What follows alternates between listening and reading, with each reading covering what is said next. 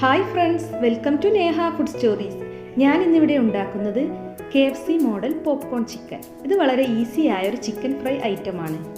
ഇനി ഇതെങ്ങനെയാണ് ഉണ്ടാക്കുന്നത് എന്ന് നമുക്ക് നോക്കാം. ഇതിനു വേണ്ടി 300 ഗ്രാം ബോൺലെസ് ചിക്കനാണ് ഞാൻ എടുത്തിരിക്കുന്നത്. ഇനി ഇതിലേക്ക് ഒരു കോഴിമുട്ട പൊട്ടിച്ചൊഴിക്കാം.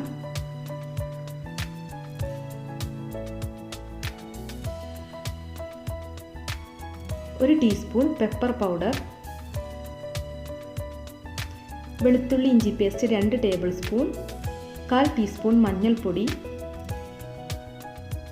മുളക് പൊടി 1 ടേബിൾ സ്പൂൺ,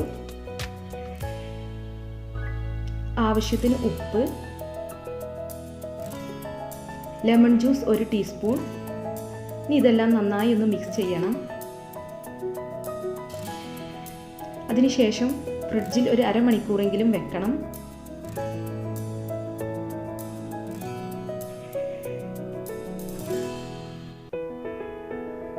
ഇതിപ്പോൾ ഇവിടെ റെഡി ആയിട്ടുണ്ട്.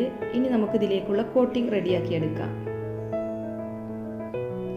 അതിനു വേണ്ടി 4 ചെറിയ ബ്രെഡിൻ്റെ സ്ലൈസാണ് ഞാൻ എടുത്തിരിക്കുന്നത്. ഇതിൻ്റെ സൈഡ്സ് എല്ലാം കളഞ്ഞതാണ്. ഇനി ഇത് ചെറിയ കഷ്ണങ്ങളാക്കി നമുക്കൊരു മിക്സർ ജാറിലേക്ക് ഇട്ട് കൊടുക്കാം. ഇനി ഇതൊന്ന് പൊടിച്ചെടുക്കുകയാണ് വേണ്ടത്.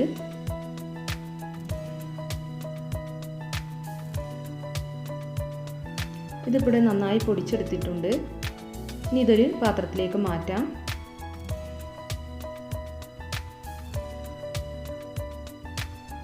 ഇനി ഇതിലേക്ക് 3 ടേബിൾ സ്പൂൺ മൈദ ആഡ് ചെയ്ത് കൊടുക്കാം. കോൺഫ്ലവർ 1/2 കപ്പ്, ആവശ്യത്തിന് ഉപ്പും ചേർത്ത് കൊടുക്കാം.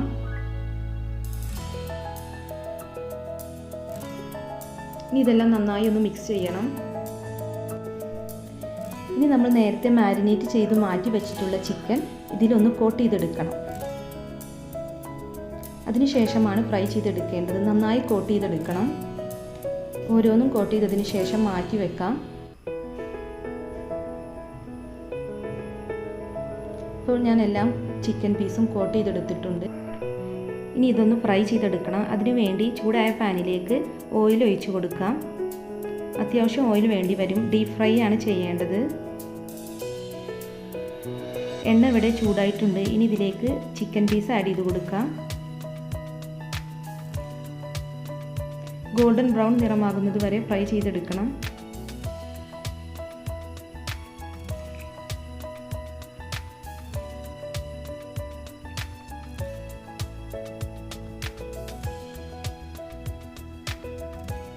ഒരു വശം ഇപ്പോൾ ഗോൾഡൻ ബ്രൗൺ നിറമായിട്ടുണ്ട്. ഇനി മറിച്ചിട്ട് മറ്റേ വശം കൂടി ഫ്രൈ ചെയ്തെടുക്കാം.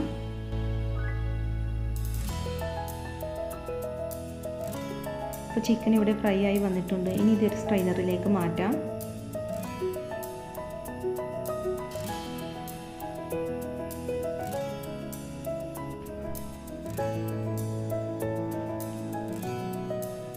ഇനി ഇതൊരു ടിഷ്യൂ പേപ്പറിലേക്ക് മാറ്റാം.